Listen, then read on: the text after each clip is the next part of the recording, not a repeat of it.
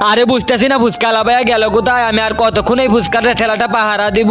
ওই তো এই যে চলে আসছে মনে হয় ফুচকালা ভাইয়া। আরে বিকারি বাচ্চা তুই এখান দাঁড়াই যা এখান থেকে। আরে ভাই আমি তোমার ফুচকা খাইতে আসিনি। আরে তুই ফুচকা খাইতে আসবি, তোর কাছে টাকা আছে নাকি? আরে আঙ্কেল তুমি যাকে বিকারি বাচ্চা করে গালাগালি হতেছো সে কি করছে জানো? তাহলে শুনো সে কি করছে।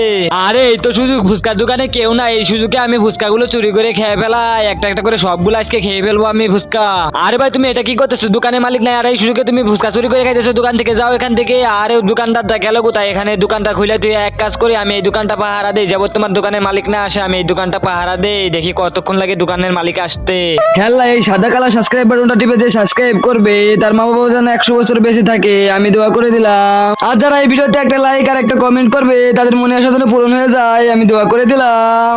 আরে বাবু তুমি তো আজকে আমার চৌকি খুলে দিছো। আরে আমাকে আপনি মাফ করে দিন। আর আপনি কি ফুচকা খাবেন নাকি? দাঁড়ান আপনার জন্য আমি ফুচকা বানাইতেছি, ফুচকা খেয়ে যান। আরে না না ভাইয়া সমস্যা নাই, আর আমি ফুচকা খাবো না, থাকেন তাহলে।